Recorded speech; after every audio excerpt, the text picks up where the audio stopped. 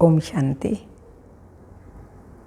आज बाबा के 10/12/2021 के साकार मधुर महावाक्य हैं, जिनमें बाबा ने कहा है, बच्चे तुम देही अभिमान में आए तो तुमसे बहुत पाप हुए, इसलिए अब देही अभिमानी बनो तो तुम्हारे मैनर्स भी बहुत अच्छे होंगे।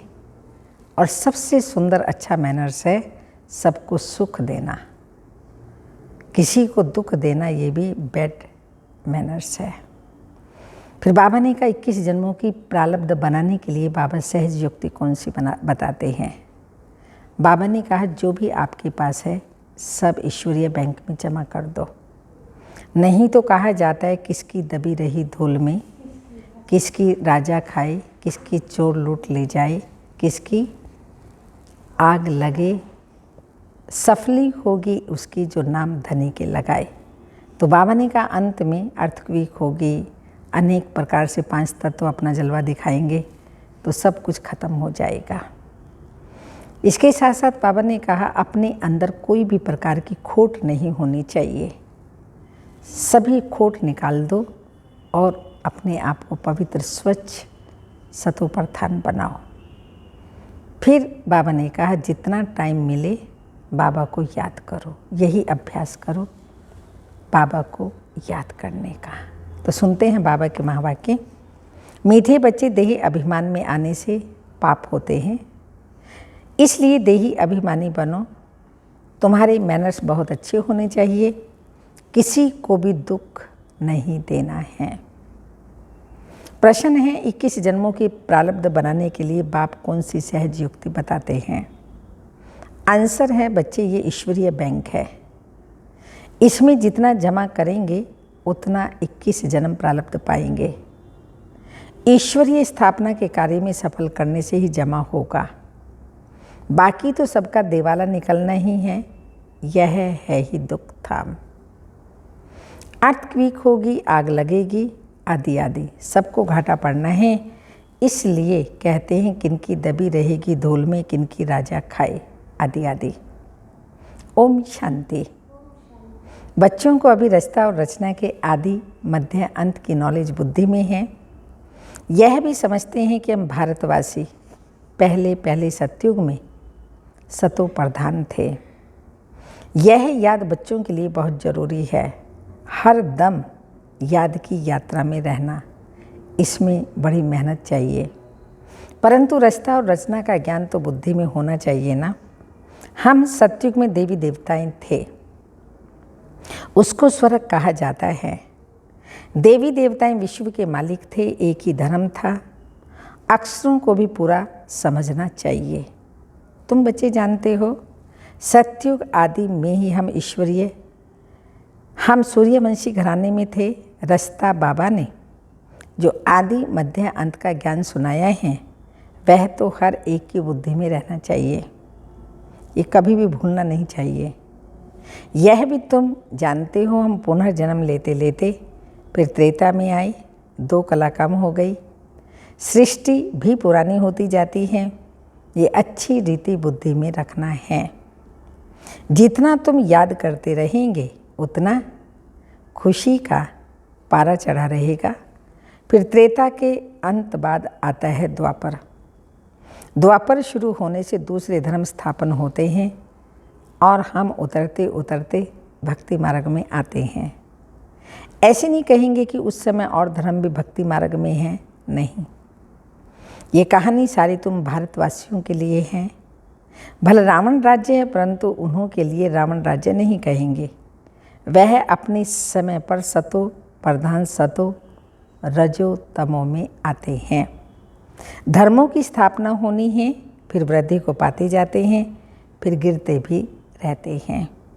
चक्र तो फिरना ही है। इस समय तुम जानते हो द्वापर के बाद भक्ति मार्ग शुरू हुआ और भी धर्म स्थापन हुए। अभी तो कलयुग तमो प्रधान दुनिया है। सृष्टि पुरानी होने के कारण सब तमो प्रधान हो गए हैं। अब ये ज्ञान तुम बच्चे ही जानते हो।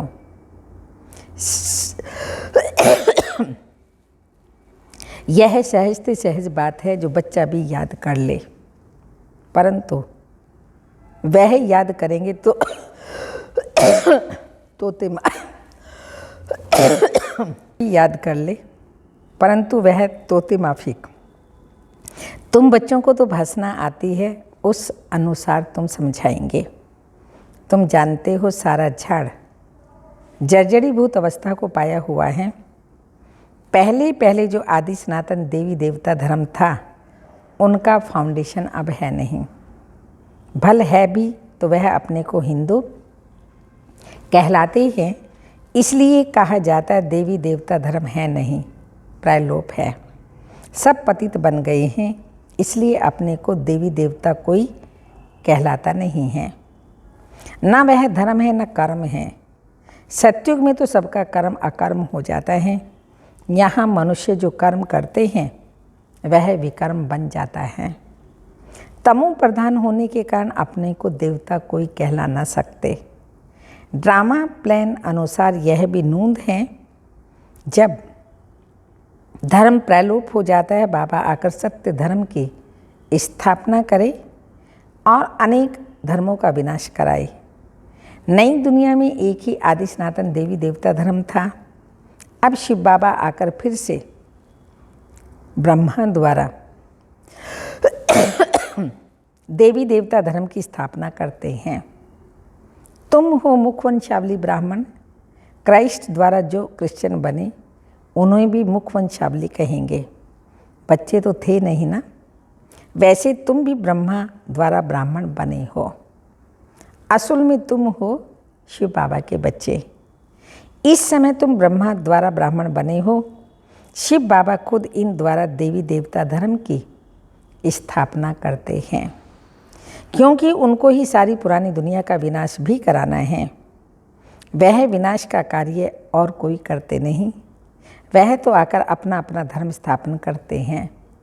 शिव बाबा की धर्म स्थापना में और उनकी धर्म स्थापना में रात दिन का अंतर है। शिव बाबा आदि सनातन देवी देवता धर्म की स्थापना करते हैं और अन्य अधर्म का विनाश भी करते हैं। बाकी जो धर्म स्थापक हैं वो केवल धर्म की स्थापना करते, अधर्म का विनाश नहीं करते। अभी है ही तमो प्रधान दुनिया, कलयुग का अंत। शास्त्रों में तो कल्प की आयु लाखों वर्ष लिख दी है। तुम जानते हो ये शास्त्र आदि सब भक्ति मार्ग की सामग्री है, जो वहाँ सतयुग में नहीं होगी। वहाँ ये अनेक धर्म नहीं होंगे। ये इस्लामी, क्रिश्चियन आदि सब द्वापर में स्थापन होते हैं। फिर हर एक ने अपना अपना शास्त्र बैठ बनाया है। अभी सारी सृष्टि है पतित, इसलिए पतित पावन बाप को सब बुलाते हैं कि आकर हमारा दुख हरो और सुख दो। वह भी कहते हैं हमारा गाइड बन हमको घर ले चलो। गाइड तो सबका होता है ना।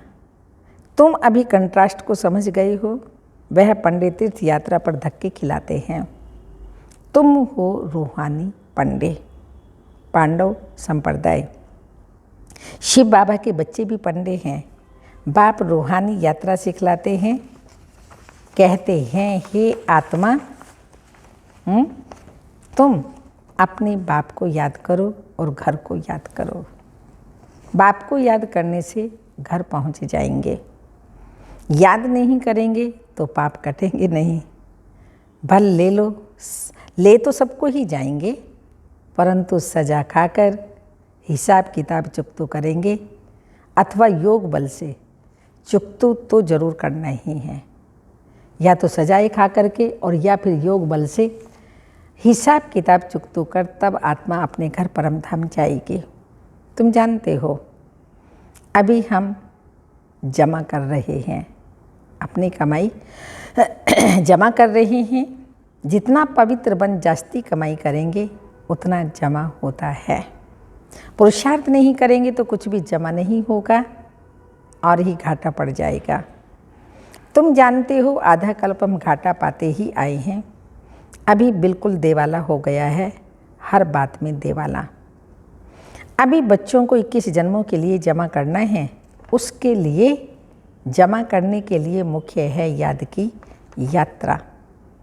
यह तो सदैव स्मृति में रखो, जब भी फुर्सत मिले तो इस स्मृति में रहो, बाबा ज्ञान का सागर है, तो तुमको भी रचना के आदि मध्य अंत का नॉलेज है।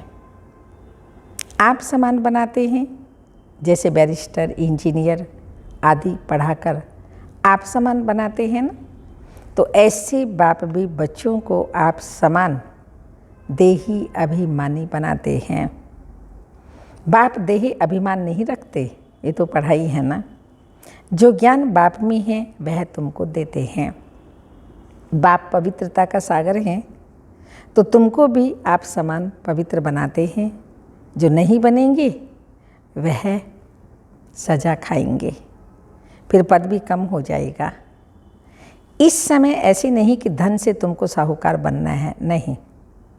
बाबा ने समझाया है, गरीब की 1 पाई साहूकार का 1 रुपया समान है। दोनों को वर्षा इतना ही मिलता है। बाप है गरीब निवाज, इसलिए गायन भी है, अजामिल जैसे पापी अहिल्याएं आदि आदि। साहूकार का नाम नहीं गाया जाता, तो यह सब समझने की बात है। तुम कहेंगे हम पहले पहले सबसे साहूकार थे, फिर यहाँ ज्ञान में भी नंबरवार आएंगे, तो ज्ञान भी नंबरवार उठाएंगे, तो वहाँ पद भी नंबरवार ही पाएंगे। माँ बाप को पूरा फॉलो करना है। जैसे बाबा पुरुषार्थ कर ऊंच पद पाते हैं, मम्मा बाबा भी सर्विस करते हैं ना। तुम्हारी यह है रूहानी सेवा, घर घर में संदेश पहुंचाना है। जो कोई ऐसा ना कहे हमको तो बाप के आने का संदेश मिला ही नहीं, तो याद कैसे करें। ऐसी कुछ कहानियाँ शास्त्रों में हैं कि भगवान को भी उलाहना दिया, इसलिए सबको मालूम पड़ना चाहिए। टाइम थोड़ा है, दिन प्रतिदिन प्रदर्शनी, मेले आदि की धूम मचती जाती है। अब विलायत के अखबारों में पढ़ता है, शुरू में जब भट्टी बनी थी तो विलायत तक अखबारों में नाम गया। अब फिर यह भी पड़ेगा, खुद गॉड फादर आकर सबको लिबरेट कर रहे हैं, कहते हैं और सब तरफ से बुद्धि योग तोड़ो। मुझ एक बाप को याद करो तो तुम पावन बन मुक्ति धाम में चले जाएंगे। कोई तो अच्छी रीति समझकर याद करने लग पड़ेंगे। धर्म के बड़े जो होंगे वह भी नंबरवार आते हैं। सभी धर्मों का झाड़ निराकारी दुनिया से यहाँ आकर वृद्धि को पाता है, फिर पतित दुनिया में चले जाएंगे। निराकारी पावन दुनिया में, पतित दुनिया में चले जाएंगे। जो पतित हैं वो निराकारी दुनिया में चले जाएंगे। फिर हर एक अपने अपने समय पर धर्म स्थापन करने आएंगे। ये बुद्धि में रहना चाहिए। सतयुग में एक धर्म था, फिर वृद्धि होते होते अनेक धर्म, अनेक मतें हो जाती हैं। तुम जानते हो ये भारत अविनाशी खंड है, इसमें प्रलय कब होगा नहीं। इन बातों को सिमरन करते रहो। यह तुम्हारी ईश्वरीय मिशन है। सेंटर्स खुलते जाते हैं, अब विनाश भी सामने खड़ा है। इन आँखों से जो कुछ देखते हो वह सत्युग में कुछ भी नहीं होगा, जंगल हो जाएगा। आबू थोड़ी सत्युग में होगा, दरकार ही नहीं।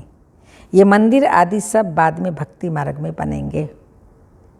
कितनी ऊंची पहाड़ी पर मंदिर बनाते हैं, फिर ठंडी में बंद कर नीचे उतर जाते हैं।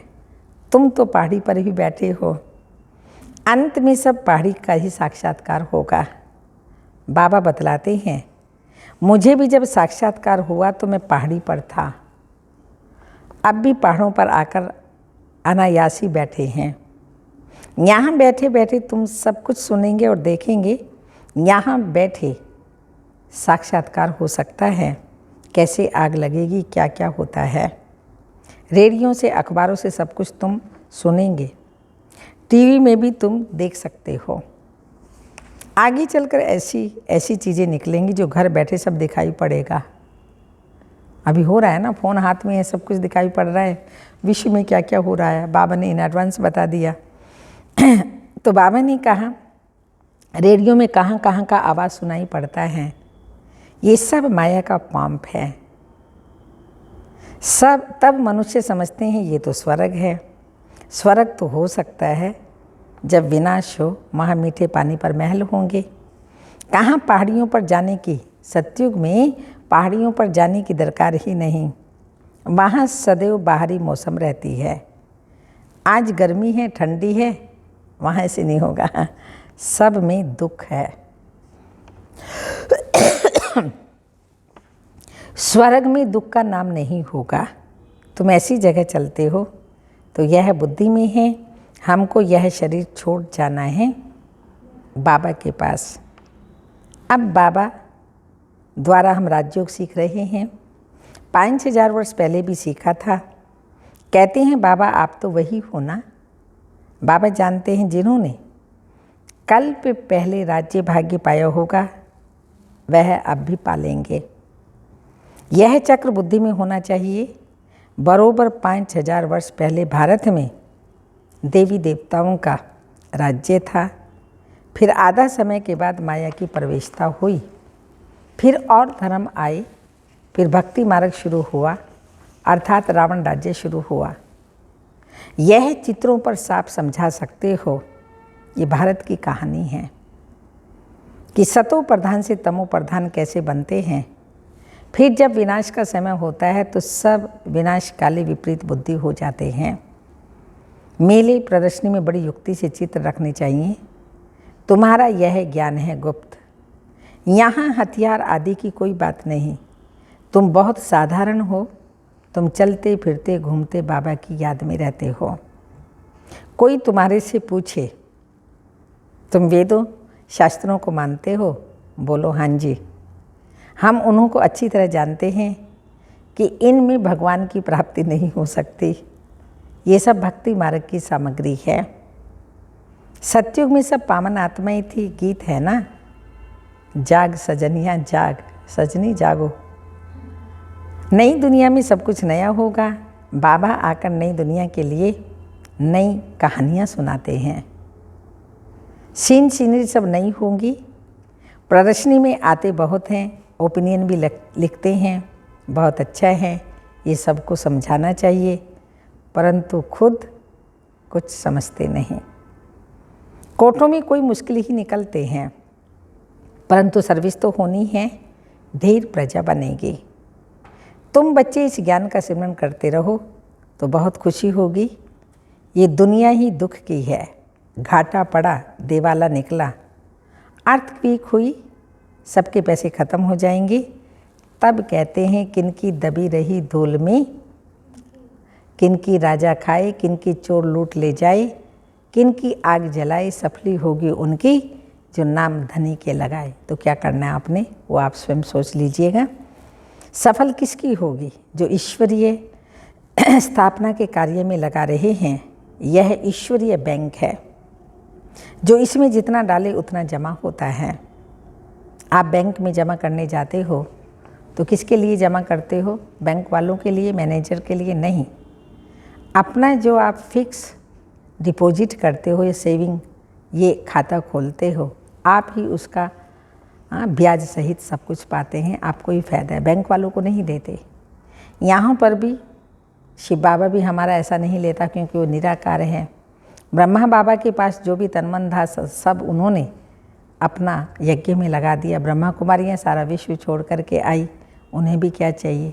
तो आप जितना जमा करते हैं, हम सब तो मैनेजर हैं, बैंक की रेख देख करते हैं, बाकी जो जितना आप करते हैं आपको ही उसका फ़ायदा होता है, आपको ही उसका रिटर्न मिलता है। इसलिए कहा जाता है जो करेगा सो पाएगा, जितना करेगा उतना पाएगा। तो आप अपना अविनाशी बैंक में जमा करते हो भविष्य 21 जन्मों के लिए। तो बाबा बता रहे हैं यह है ईश्वरीय बैंक, जो इसमें जितना डाले उतना जमा होता है। जितना जिसने कल्प पहले डाला होगा वो इतना ही शिव बाबा की गोलक में डालेंगे। उसका रिटर्न फिर नई दुनिया में 21 जन्मों के लिए मिलेगा। भक्ति मार्ग में शिव बाबा की गोलक में डालते हैं तो अल्पकाल क्षण भंगुर मिलता है। यहाँ का कायदा है सभी यज्ञ में जो भी डालते हैं हाथ में ना दे करके, बाबा के रूम में क्लासरूम में गोलक रखी है, सब उसमें डालें। जितना जिसने कल्प पहले डाला होगा वही शिव बाबा के गोलक में डालेंगे। इसका रिटर्न फिर नई दुनिया 21 जन्मों के लिए मिलेगा। भक्ति मार्ग में शिव बाबा की गोलक में डालते हैं तो अल्पकाल क्षण भंगुर मिलता है।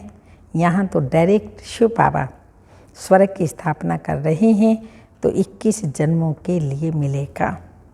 भक्ति मार्ग में अल्पकाल का सुख नरक में मिलता है।